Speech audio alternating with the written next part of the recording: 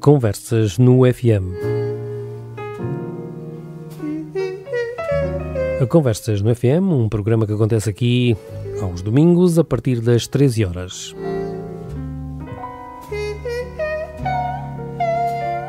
A Conversas no FM, um programa de João Figueiras. Para hoje, um convidado muito especial, com a bonita idade de 90 anos, Francisco Júlio Pacheco, mais conhecido por Chico Materrico. Dedicou toda a sua vida à faina do mar e, feitas as contas, foram 50 anos dedicados a esta arte.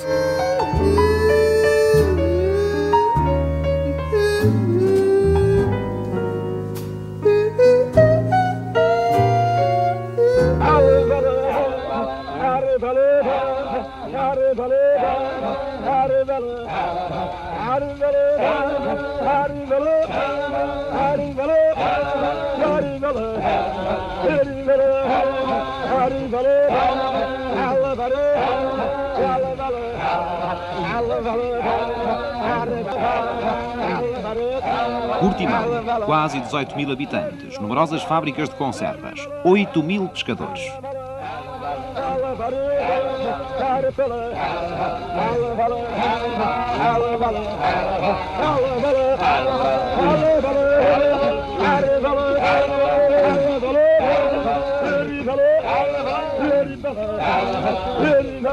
Junto à cidade industrial, um centro turístico famoso, a Praia da Rocha. O mar, soberano esplêndido, que todos os dias dá ou recusa o pão a um povo imenso de pescadores.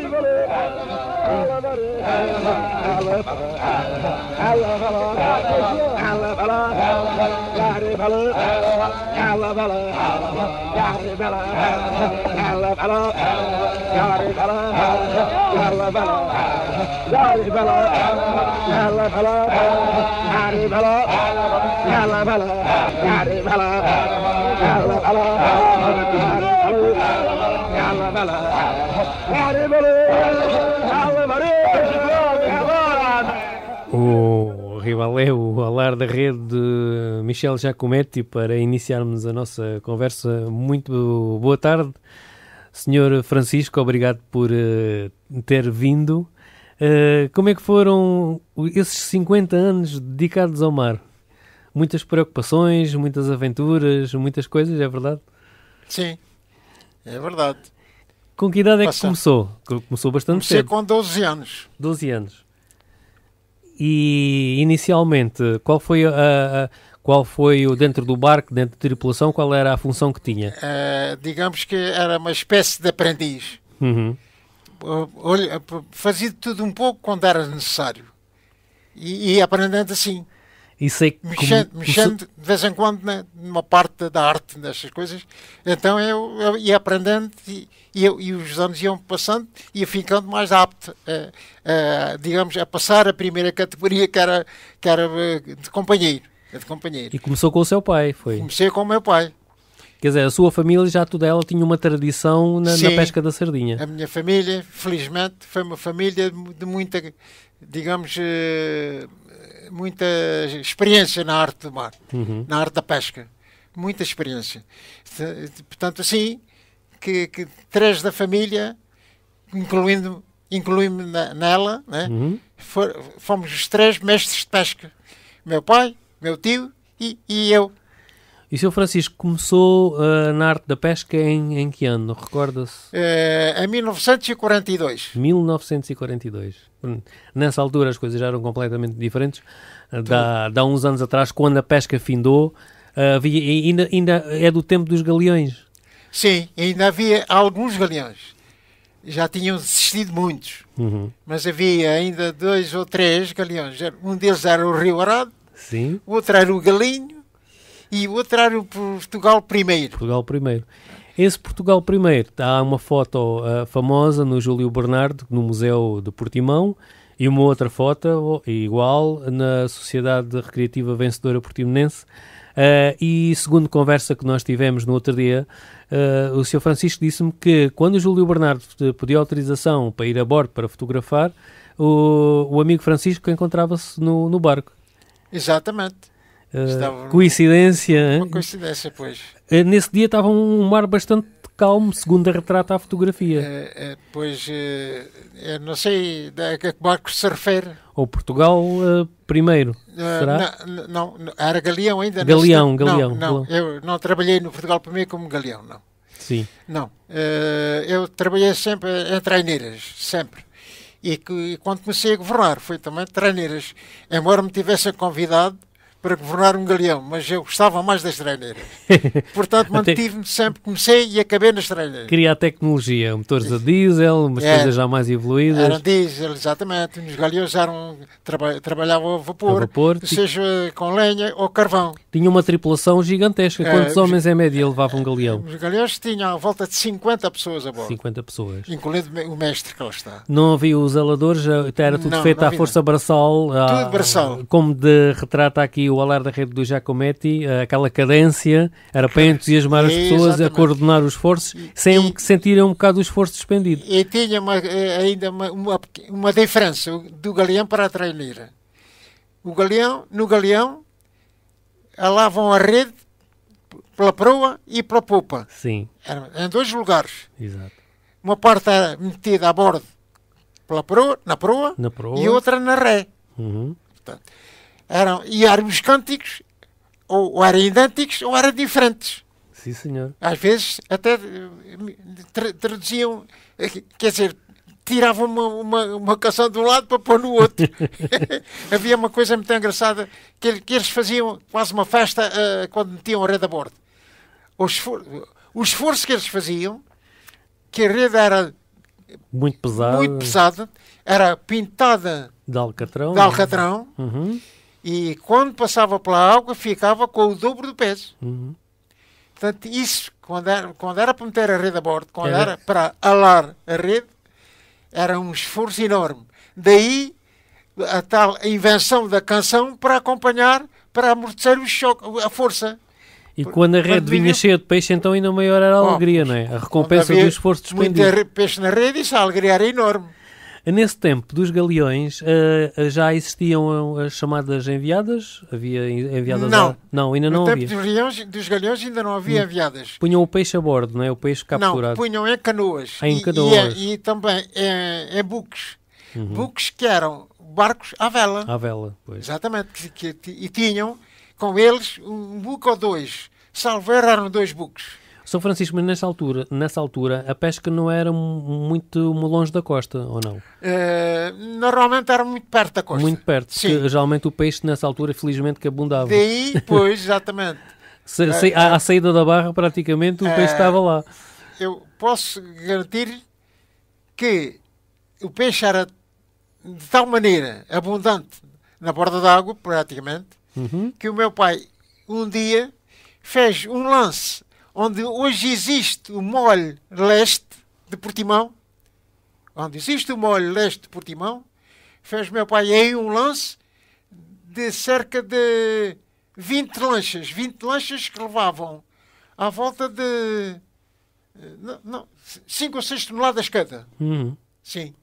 20 lanchas encheu meu pai de sardinha, aí no lugar onde existe hoje o Molho Leste. Isso é que era tempo. Vamos fazer agora uma nossa pausa musical. A nossa música vai ser essencialmente o fadinho, e já voltamos. Daqui a pouco o tempo passa a fugir, ok? Até já.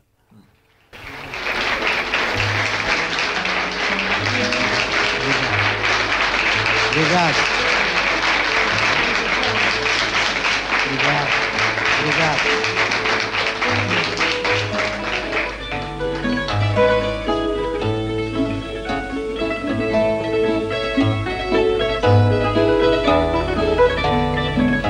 Eu vou dizer numa oraria que bom que é ser pequenino.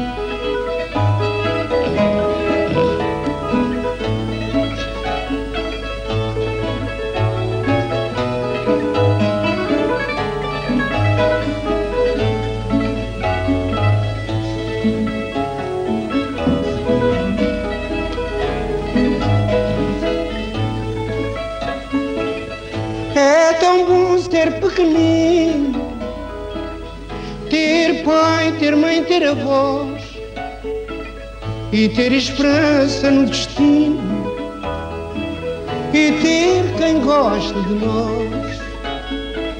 Ter esperança no destino e ter quem gosta de nós.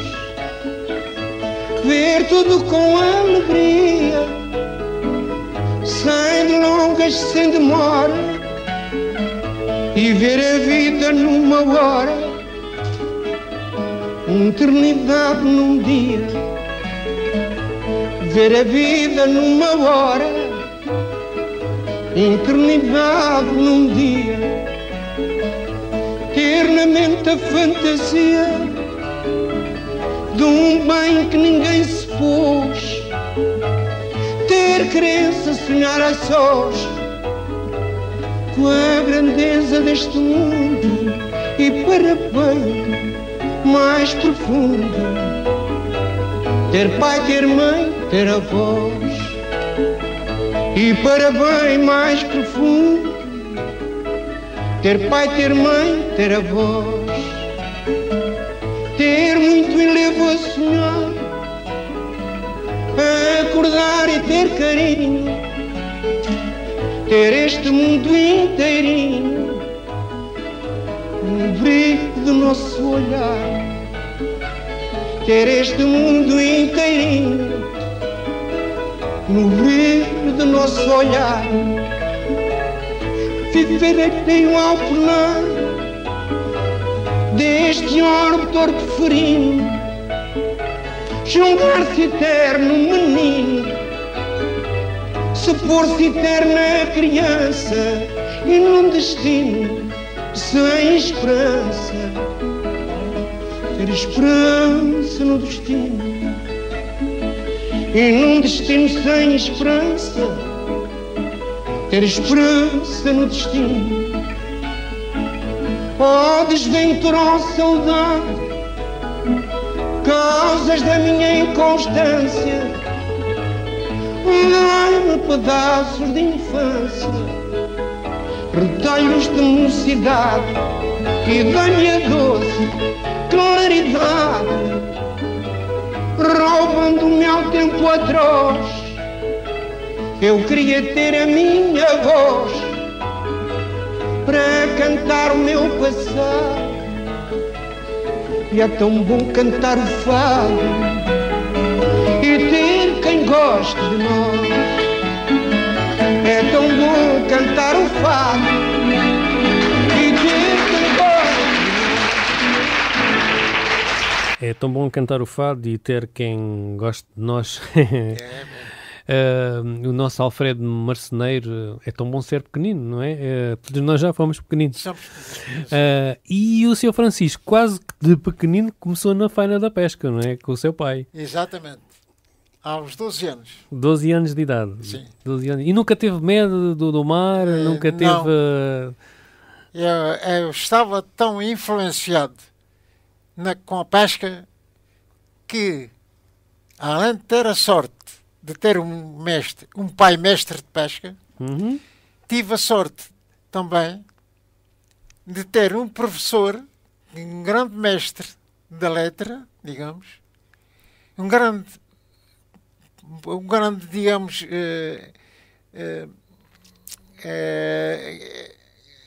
bem, deixamos isso para outra parte. Foram pessoas que o influenciaram.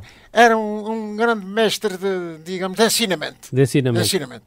E esse mestre de ensinamento foi à minha casa depois de eu fazer a 4ª classe, pedir ao meu pai para me mandar para o liceu. E eu comia no verão, no tempo das férias, à pesca com o meu pai. Já tinha ganho o gosto. Tinha ganho o gosto e estava muito influenciado no mar. Eu só pensava no mar. E já sonhava ser mestre. Só sonhava ser, exato. E foi a resposta que eu dei ao meu professor na minha casa. Primeiro agradeci. Ele ter vindo a casa, pedir ao meu pai para me mandar para o liceu. Porque viu que o amigo Francisco tinha qualidades de inteligência que dava para seguir os estudos. Exatamente. Eu penso assim também, que eu tinha condições para continuar no estudo. Só que a pesca não me deixava pensar noutra coisa, né? Disse ao professor, agradeci a intenção dele, e disse, Sr. professor, eu quero ser o mesmo que o meu pai é. Claro que o meu pai ficou ali, digamos, um pouco desarmado, já não sabia, já não me dizia mais nada, porque viu que eu só queria aquilo que já estava a pensar. Exato. E assim foi. Fui para o mar aos 12 anos. Aos 12 anos, foi. Fui trabalhar aos 12 anos, né? E aos 16 anos consegui que ele me desse o lugar de contramestre. Um cargo de grande responsabilidade. Um cargo de grande responsabilidade. Porque estava, digamos, a comandar 30 homens, todos muito adultos, em relação a mim. Pai de filhos, pai de filhos e tudo mais. Era tudo dos 40 para cima. E eu tinha apenas 16 anos. 16 anos, não é fácil. Fui contramestre do meu pai. A coisa resultou tão bem que, passados 10 anos, já tinham pedido, alguém que veio à minha casa pedir-me para eu governar uma traineira que tinha comprado na Figueira da Foz. Na Figueira da Foz. E eu perguntei, e que condições tenho eu de material e outras coisas? Eu já queria saber com que armas é que ia beneficiar na pesca da sardinha. E eles disseram, nós vamos pôr a bordo aquilo que o senhor quiser. Epá, isso é que era. Foi assim. Isso é que era. E então comecei a governar esse barco que se chamava Carlos Fernando. O nome do barco era Carlos Fernando. Adquirido na Figueira da Foz. Foi adquirido na Figueira da Foz. E então fiz 2 anos nesse barco, mas os pedidos eram tantos em casa e de amigos para governar noutras empresas, ou seja, naquele caso, uma empresa do indivíduo que veio de Marrocos comprou uma traineira que me dava ainda muito melhores condições. Isso tudo graças ao facto do seu Francisco ser um bom mestre de pesca. Bons resultados na pesca. Resultados na pesca. Muito bons resultados, felizmente. Isso despertou o interesse de alguns armadores, incluindo esse que tinha vindo de Marrocos. Comprou uma traineira que se chamava Maria Sérgio, também comprou-a no Norte. Parece-me que foi em Matosinhos que ele comprou. E então eu fui para trabalhar com esse armador, com melhores condições do que já tinha. Melhor salário, melhor a percentagem e material melhor, mais moderno. Material tudo melhor. Exato. Tudo exato. mais, digamos... Mais atualizado. Atualizado. Eu trabalhei 2 anos nessa empresa. Um dia pensei que tinha que ir para a empresa maior de Portimão, que era a Casa Fialho. Uma casa de onde referência. Não faltavam materiais toda a espécie e muito bons. E então nessa altura fui para ao gerente. Fui diretamente ao gerente pedir um lugar de mestre de pesca na Casa Fialho. E porquê é que eu fui? Porque eu sabia de antemão que ele não era muito aceitável, não era muito, digamos, não estava disposto a aceitar coisas de pedidos de fora. Sim, sim. Para o lugar de mestre de pesca. Havia muitos chamadas pedidos. cunhas. As cunhas, exatamente. E você preferiu lá diretamente. Não gostava muito das cunhas. Então fui pessoalmente eu, passado um mês, mandou-me chamar para ir governar uma traineira na Casa Fialho. Depois deste pedido. Portanto, daí depois trabalhei 5 anos seguidos na Casa Fialho. Passei de Nova Forcada, que era o primeiro barco, para a Sardinha, e da Sardinha para o Portugal V. Portugal V, exato. É isso. Portanto, fiz aqueles anos, depois tive uma oferta fora da Casa Fialho, mais, digamos... Maior valor, exatamente. E eu despedi-me da Casa Fialho para governar uma traineira de Lagos. Lembra-se do nome dessa traineira, Sr. Francisco? Belnicete. Belnicete. Muita gente da sua idade ainda hoje fala nessa traineira e existem fotos, especialmente aqui na internet, nós costumamos ter edições de Portimão e não só, e no Portimão antigo. E então foi governar essa traineira. Essa traineira. Acontece que o patrão oferecia-me 2% se atingisse os 1000 contos. 1000 contos, 2% Naquele tempo era dinheiro, 20 era muito contos. dinheiro já. 20 contos era dinheiro. Isso é o ano, mais ou menos, tem ideia? Nos anos 50. Nos anos 50. 56, 57, por aí. E eu tive, além de lhe dizer que só aceitava ir para a centraneira dele se eu fizesse os 1500 contos, aceitava então essa porcentagem que me ofereciam. Quer dizer, ainda depois a fasquia mais alta. Pus a minha aposta mais alta que a dele. Isto é uma coisa quase inacreditável. Sem dúvida. Eu quis superar a si próprio, é? Quis superar-me a mim próprio, exatamente. O entusiasmo que existia em mim, o valor que eu sentia, dava-me para fazer essa aposta. E sabia que era capaz. O homem ficou muito admirado, o patrão dessa empresa, que lá está, e disse-me, não sei, eu acho que o senhor devia aceitar a partir dos 1000 contos. E eu repeti, não, Sr. Fernando, eu só aceito a partir dos 1500 contos, os 2% do bruto. Então vamos mais a um intervalo musical, agora com as Canoas do Tejo, do Carlos do Carmo. Já voltamos.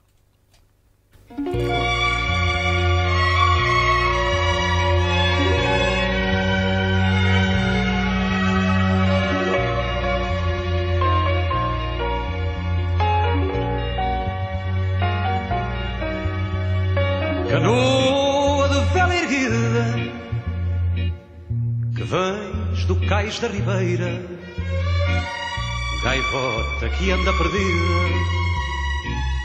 sem encontrar companheira. O vento sopra nas faragas, o sol parece morango, e o Tejo baila com as vagas a ensaiar um fandango.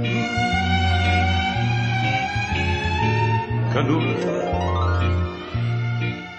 conheces bem quando a norte pela proa, quantas docas tem Lisboa e as muralhas que ela tem. Canoa. Foi a canoa do Carlos do Carmo, o Canoa por onde vais, e nós vamos andando na nossa conversa. Nesse tempo longínquo dos anos 50, 60, no tempo em que não existiam ainda as sondas, os sonares, nem nada. Já existiam. Mas quando começou a governar ainda não tinha essa aparelhagem. Tinha. Já tinha. Já existiam as sondas e os rádios. Uhum. Os sondas e os rádios já existiam. Mas no tempo em que não havia, como é que faziam os lances? Como é que sabiam que o peixe estava aqui? Como é que estava ali? Tinham referências? Tinham marcas? Conte-me lá um bocadinho dessa história. Bem, eu tinha este princípio. Tinha barómetros em casa, tinha 2 barómetros em casa e tinha um a bordo do barco. Era o seu próprio meteorologista. Fazia o estudo do tempo. Exatamente, era para fazer o estudo do tempo. E conforme o tempo que eu esperava nas próximas horas, os aparelhos acusavam nas próximas horas, para as próximas horas, melhor dizendo, então eu tinha um palpite. Daí saía um palpite. Era a base, digamos, da produção. Preparava as coisas em casa. Fazia o chamado trabalho de casa. Trabalho de casa, exatamente. e nesse aspecto, eu considero-me se calhar o único que fazia isso, porque ninguém falava nessas coisas, nem tinha barómetros em casa, nem a bordo. Eu é que os tinha. O Sr. Francisco já era um estudioso da arte da pesca. E até tinha um binóculo a bordo, meu. Uhum. Sim. Eu comprei um binóculo para usá-lo a bordo, para ver à distância o maneio dos outros. Uhum. Que eles faziam e os sinais que eles davam. Porque quando um barco lançava a rede, acendia logo sinais de arte na água, que eram 2 luzes vermelhas. Que é para os outros que iam navegar desviarem-se da rede. Exatamente. Portanto, eu tinha o binóculo exatamente para isso e para outras coisas, para saber a distância da Terra mais concreta, concretamente, etc, etc. Portanto, eu tirei grandes partidos disso, dessa maneira de ver, de trabalhar. Porque o peixe nem sempre segue no mesmo sentido. Às vezes é desviado. E quanto maiores cardumes houver, mais desvios tem. Porquê? Por causa dos carnívoros. Que as sardinhas, especialmente a sardinha, é muito atacada por sarrajões, pelos golfinhos. E agora dos golfinhos, que há muitos na nossa costa. Pelas espadas, etc. E eles volta e meia desviavam a rota. E eles desviavam a rota dos aos predadores. Exato. Portanto, e então o resto era o seguinte: conforme as águas, a cor das águas, assim eram as espécies que arribavam às vezes à costa. E você já conhecia essa tonalidade e a correspondência do peixe. Tomava isso como uma resposta ao meu, digamos, palpite. Ao meu palpite. Porque quando nasci, muita gente não se lembra, ou não viu isso, digamos, com os olhos que eu vi. Porque quando chovia muito, quando havia aqueles grandes aguaceiros que arrastavam as águas dos campos e fora pelos rios, que traziam a água amarela, ao ponto de chegar até ser quase vermelha, note, vinham carregados de nutrientes para o peixe. Vinham com os tais nutrientes que eram adorados pelas sardinhas e outras espécies. Especialmente as sardinhas e os carapaus e as cavalas, que era o que abundava mais. Eram as chamadas aguagens, não é? Exatamente. Aguagens ou águas do monte. Do monte. Águas do monte, que eram aquelas que vinham arrastando tudo quanto desvio demais para o mar, os nutrientes que acabou de dizer. É isso mesmo. E isso, daí, o meu pai ter feito o lance, grande lance, mesmo onde existe hoje o molho de Portimão, o molho leste, Portimão. Nesse lugar, veja. Foi impressionante. E diga-me lá, aí à noite era mais difícil fazer os lances à noite? Sem lua? Pois.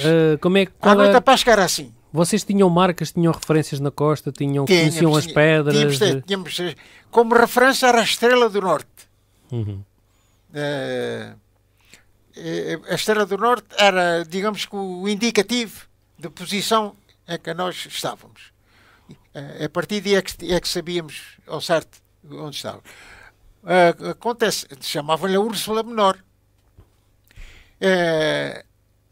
Acontece que eu, com o decorrer dos anos, comecei a ter aparelhagens mais complexas, mais sofisticadas e que me davam a possibilidade de saber mais a posição e no voer então estar a saber onde estava. Facilitavam-lhe a vida. Tá, eu mandei fazer uma coisa que digamos, muitos colegas meus não chegaram a saber que eu tinha. Para me dar mais hipóteses. Enquanto que a sonda, no tempo em que havia só sondas, que os sonares vieram mais tarde. Vieram depois. Enquanto que os outros só tinham a sonda para ver o que se passava na vertical, eu pedi a um amigo meu, técnico de sondas, para me fazer como é dizer, o espelho da sonda, para me pôr um espelho da sonda a 50 graus de inclinação. Para ter mais ângulo de visão. Exatamente, para eu ter mais ângulo de visão. Quer dizer, enquanto uma sonda só registra na vertical, eu tinha na vertical nessa altura tinha duas sondas. E a outra sonda, para me dar os 100 metros de distância que eu calculava que a sonda me dava, com aquele grau de inclinação. Grau de inclinação. Acontece que eu fazia bons lances à conta daquela inclinação que a sonda tinha. E mais ninguém tinha isso. E ninguém chegou a saber que eu tinha isso. Porque eu nunca disse a ninguém. Já viu, é? Foi uma ideia minha que deu um resultado fantástico. A partir daí, 5 ou 6 anos depois, aparecem os sonares. E acontece que os sonares eram, digamos, um aparelho muito sofisticado. E que nem todos tinham condições para trabalhar com Era um sonar. preciso uma formação para saber trabalhar com Uma certa formação com o sonar. ou uns certos conhecimentos. Foi. Eu comecei a tirar alguns resultados muito cedo do sonar, porque estudava muito bem os pormenores. Tinha os seus Punha todas apontamentos, as tinha os seus posições apontamentos, exato. E sabia onde estava a bater no fundo e a bater na superfície e a bater no cardume. Que era esta a complicação dos que tiveram, mas que não deram conta daquilo. Alguns. Acontece também que o sonar registava as passagens dos grandes navios ou grandes barcos, chamada a esteira. Deixavam a esteira, A esteira. que era a revolução da água, Uhum. dos hélices. Chamavam-lhe a esteira. E os sonares também registavam a esteira. Daí haver confusões da parte de alguns que estiveram Jogavam que era algum cardume, e que não? não sabiam depois se era cardume ou se era a esteira. Então vamos lá agora ao lote de Portimão, ok? Vamos.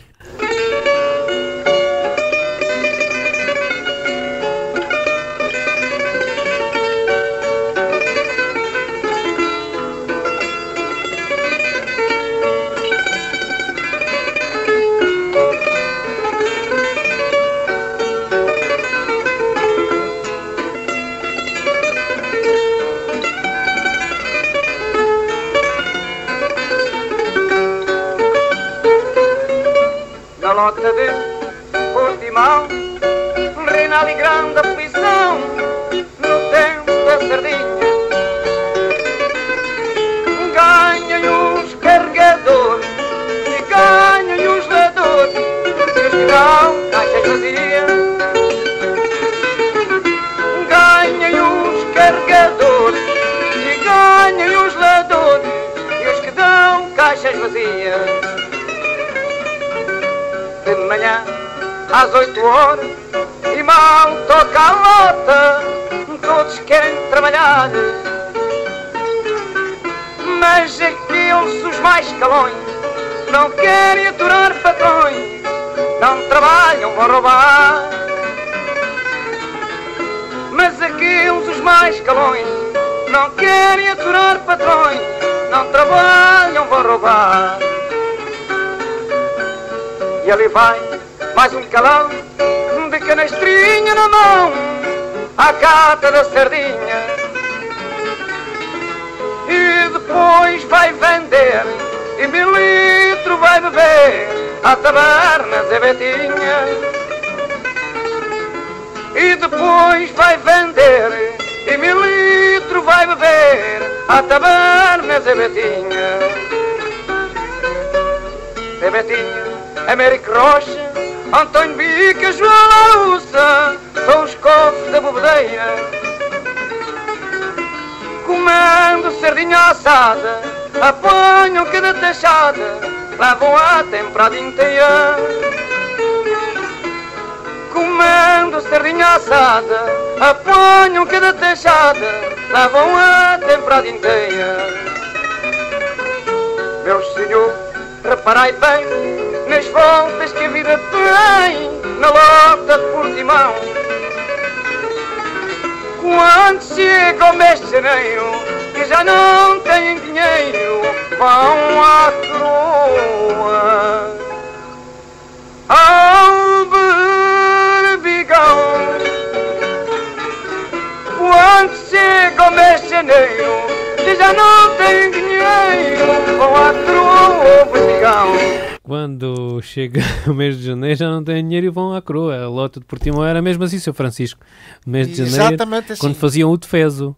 Eram poucas as pessoas que faziam isso, mas faziam as que se dedicavam à descarga do peixe. E, pois é. Sim. E aquilo era uma grande azáfama ali, é tudo manual, braçal, com as canastras. Pois, eu para a coroa apanhar berbigão para sobreviver. e algumas amêijoas também. Nesse tempo havia, agora já. Agora não. Agora já não há nada. Aquela área foi toda dragada quando se fez o Porto de Portimão, quando Porto. fez os montes. Exatamente, aquilo foi tudo dragado. Ficava já essa coroa. Isso é coisa. Porque de facto a coroa não podia existir ali no rio. Impedia a navegação. E agora o rio vai ser dragado novamente, porque vão alargar o porto comercial e turístico, segundo últimas informações, porque há certos navios de certa tonelagem que não conseguem atracar. E uma das apostas é o cais turístico, e acho muito bem. Voltando atrás, o tempo volta para trás, que vai ser a canção que vamos ouvir a seguir, que é do Tony de Matos.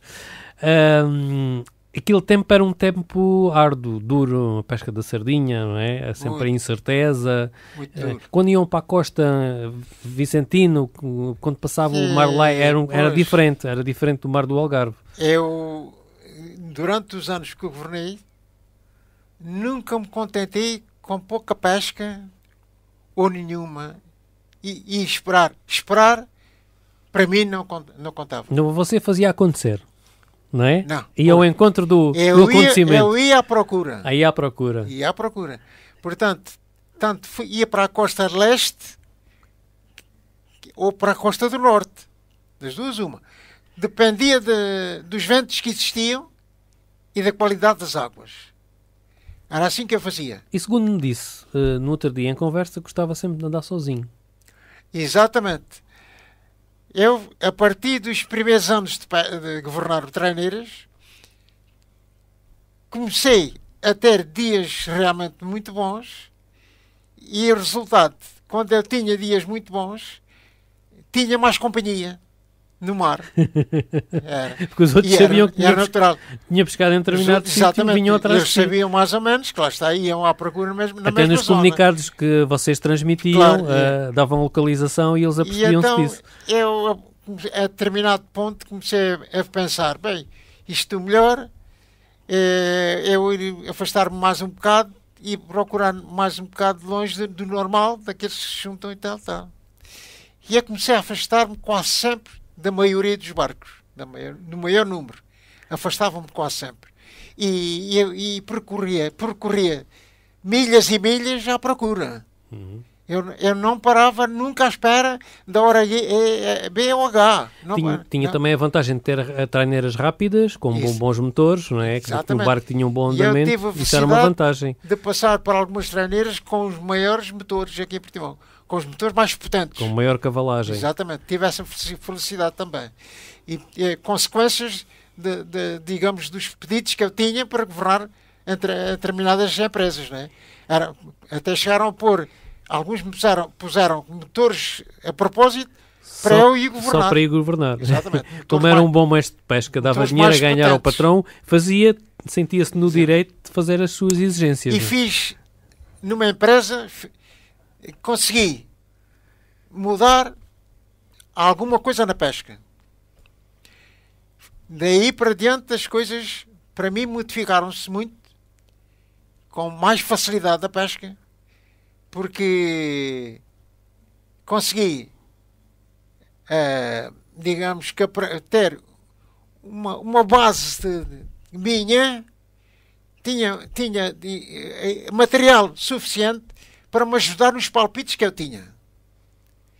E mediante os palpites, assim eu conseguia fazer observação e pesquisa muito mais rápida e mais interessante. Conseguia encontrar cardumes maiores. Andava sempre à procura dos cardumes maiores. E como resultados bateu uma série de recordes. Fale-me lá dos seus recordes. Exatamente. Os recordes do carapau, da sardinha. Começou com o carapau, foi pescado mesmo junto a Carveiro, na praia da Alfanzina.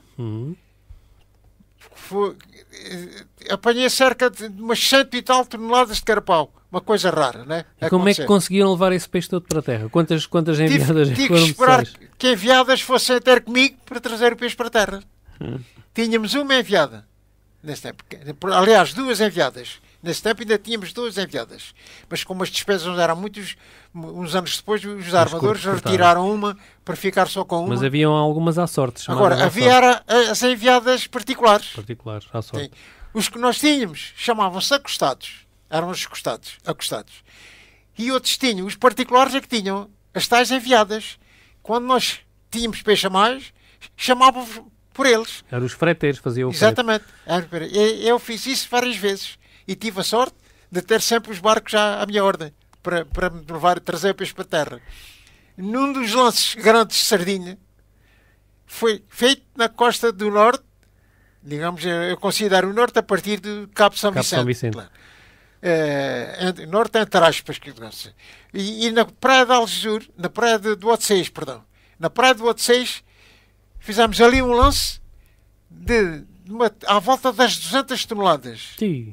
Isso em que ano, uma coisa, Francisco? Nos anos 70. Nos anos 70, já. Só consegui trazer, retirar da arte, cerca de metade, mais ou menos, do peixe. Porque não tínhamos barcos suficientes. Quer dizer, tinha os meus dois, que enchi, os dois acostados. E depois tive que esperar que viessem de Portimão, mais 3 para meter o resto da sardinha. Isso é que mas foi. eram enviadas grandes. Lembra-se do nome de alguns barcos pelos quais passou, assim, no momento, de treineiras? Isto já foi há muitos anos atrás, mas há uma coisa que eu quero que fale aqui, que é aquele célebre lance do Biqueirão. Conte-me esse episódio, que é um episódio digno de ser aqui contado. Esse do Noveiro também. Do Noveiro, exato.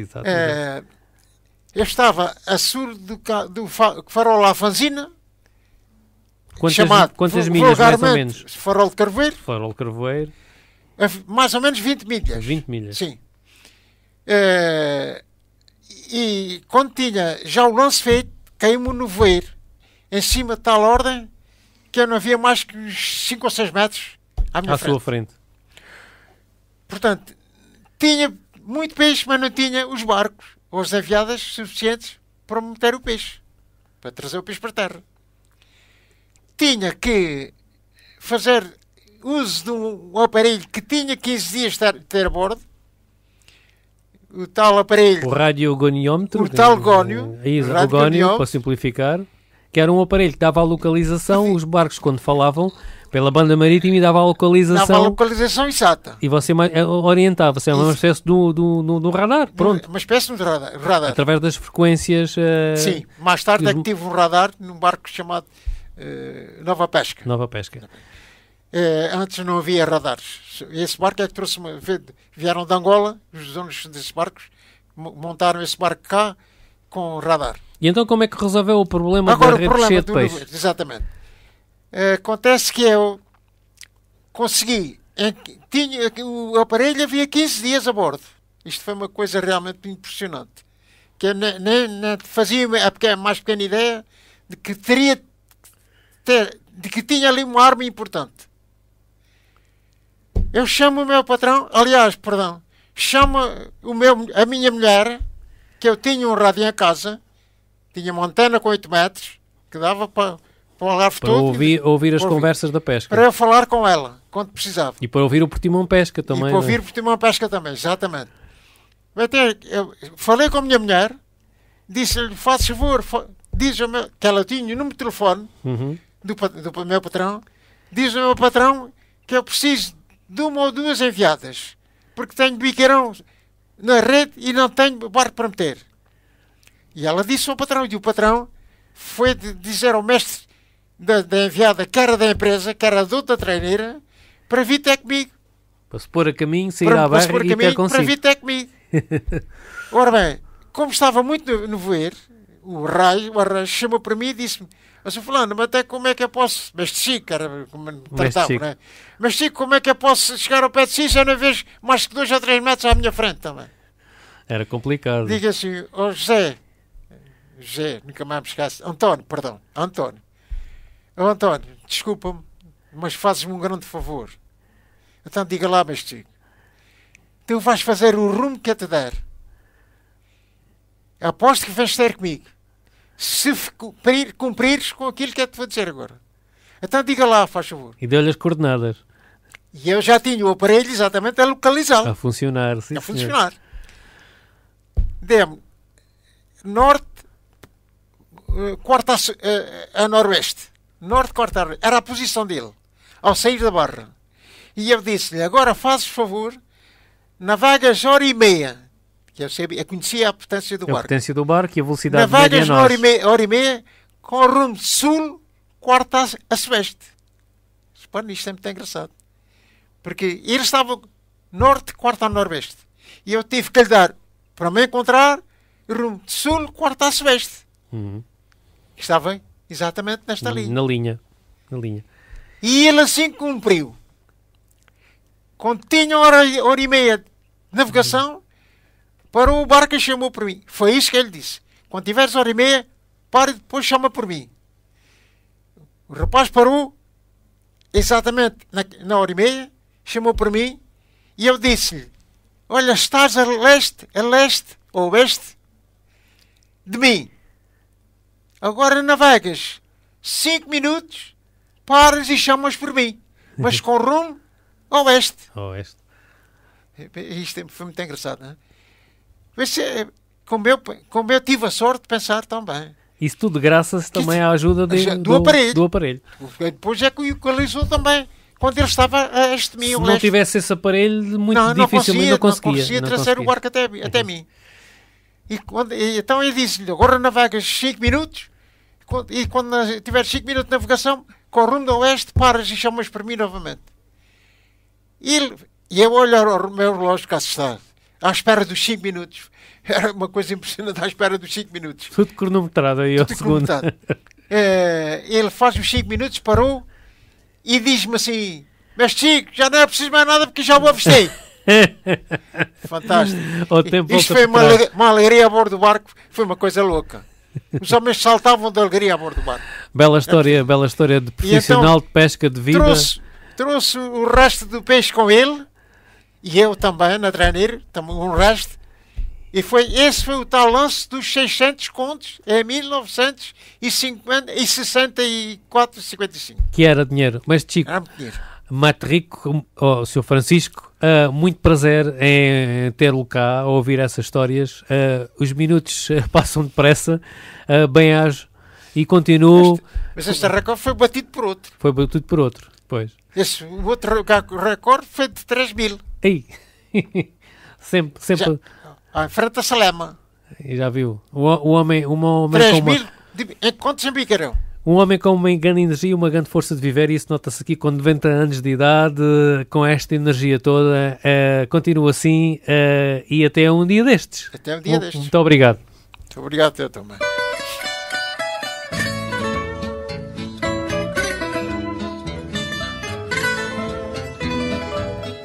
A Severa foi-se embora, o tempo para mim parou, o passado foi com ela, para mim não mais voltou. As horas para mim são dias, as horas para mim são dias, os dias para mim são anos. Recordação é saudade, recordação é saudade, saudades são desengano. O tempo volta para trás, traz-me tudo o que eu perdi, tem pena e dá-me a vida que eu já vivi. O tempo volta para trás, mata as minhas esperanças vãs, vê que até o próprio sol volta todas as manhãs, vê que até o próprio sol volta todas as manhãs. Porque será que o passado e o amor são tão iguais? Porque será que o amor, quando vai, não volta mais? Mas para minha Severa, tem o eco dos meus passos. Eu tenho a saudade à espera, eu tenho a saudade à espera que ela volte para os meus braços. O tempo volta para trás, traz-me tudo que eu perdi, tem pena e dá-me a vida que eu já vivi. O tempo volta para trás, mata as minhas esperanças vãs, vê que até o próprio sol volta todas as manhãs, vê que até o próprio sol volta todas as manhãs.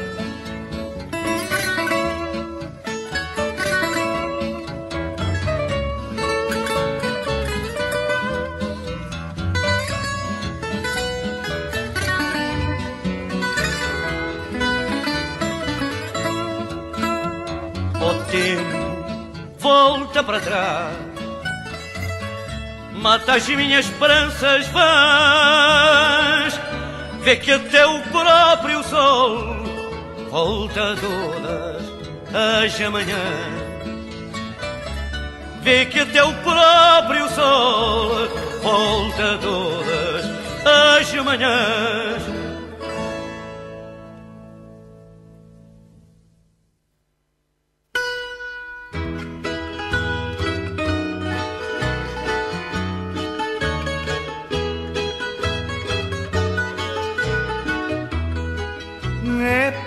Fado nacional, para o pagode e para o banzé, como este não há nenhum. Tudo bate em Portugal, ao Larilo, ao Pestaré, o fado 31. À porta da brasileira, dois tipos encontram dois, juntam-se os quatro e depois lá começa a cavaqueira. Agrava-se a chinfrineira, vai aumentando o zum-zum, bem bomba arrebenta, bum. Depois agora vereis 24, 26, 29 e 31. Ai, olarila, olela, como este não há nenhum, tudo bate em Portugal, o fado 31. Ai, olarila, olela, como este não há nenhum, tudo bate em Portugal, o fado 31. Um homem que quer sarilhos, por um motivo qualquer, discute com a mulher e dá porrada nos filhos, a sogra nos mesmos trilhos, para não ficarem juntos, leva depois um fartum. Desata tudo ao biscoito, 24, 28, 29 e 31. Ai, olarila, olela, como este não há nenhum, tudo bate em Portugal, o fado 31. Ai, olarila, olela, como este não há nenhum, tudo bate em Portugal, o fado 31. Já de manhã bem taxados, bebem vinho da botija, mamam dois copos da rija, de 4 em 2 separados, e assim bem engraxados, para não ficarem juntos, viram 2 copos de rum. Vem Carcavelos e Porto, e depois está tudo torto, e arrebenta ao 31. Ai, olarila, olela, como este não há nenhum, tudo bate em Portugal, o fado 31. Ai, olarila, olela, como este não há nenhum, tudo bate em Portugal, o fado 31.